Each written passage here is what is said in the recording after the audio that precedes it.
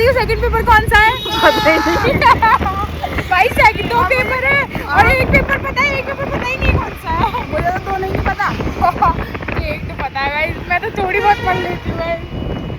So guys, जैसा पहले वाले व्लॉग में आपने देखा था कि मेरा भाई मुझसे चिड़चिड़ कर रहा था, हमें मुझसे चिड़चिड़ नहीं कर रहा था, हमें मुझसे रिक्वेस्ट कर रहा था कि दीदी कैसे भी करके मेरी स्कूल की छुट्टी करा दो, मम्मी से बात कर लो प्लीज, मुझे स्कूल नहीं जाना है। सो नमस्ते एवरीवन, आप सभी का स्वागत है लाइव विद अंशी के 87वें मिनी व्लॉग में। रात में 1:30 बजे सबके सो जाने के बाद में मिस्टर के गड़े हुए खजाने निकल के आ रहे थे। जितनी भी अच्छी अच्छी चीजें इसके बैग में मतलब रखी हुई थी ना, सब निकल के आ रही थी। और इसका प्रेम नहीं है ये, आप प्रेम मत समझिएगा, ये मुझे बटरिंग कर रहे हैं कि दीदी कैसे भी मान जाए और मेरी स्कूल की छुट्टी हो जाए। यहाँ पे इसने मुझे कुछ टेस्ट कराया जो कि मुझे बिल्कुल भी अच्छा नहीं लगता, इतना आर्टिफिशियल टेस्ट है इसका। भाई मैंने बोला कि इतनी गंदी चीज के पीछे इतना अच्छा एडवांटेज तुमको नहीं मिलेगा, कोई छुट्टी वुट्टी नहीं होगी। भाई लिटरली मेरे सर पे खड़ा हो गया था ये कि मेरी छुट्टी कराओ कैसे भी करके, प्लीज दीदी प्लीज। भाई मैंने कहा चलो ठीक है, इतना रिक्वेस्ट कर रहे हो तो मैं करा ही दूंगी, मैं मम्मी से बात कर लूंगी। देन उसके बाद में ये तो चला गया था सोने में। यहाँ पे थोड़ा बहुत अपना काम कर रही थी, जितने भी मेरे खुराफाती दिमाग के क्रिएटिव आइडियाज है वो मुझे रात में ही आते, तो मैं थोड़ा बहुत यहाँ लिख रही थी।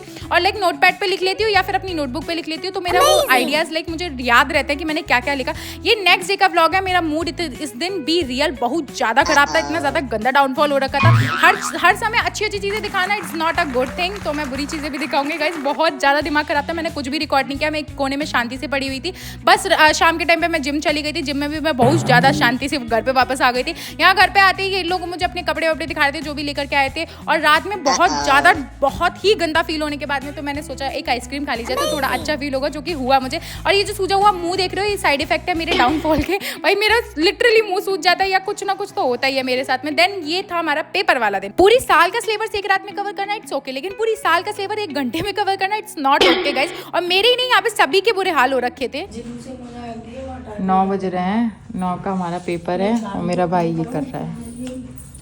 अभी लड़का जिम से आया, मेहनत करके, कोई ये नहीं बोलेगा खा रहा है, ठीक है।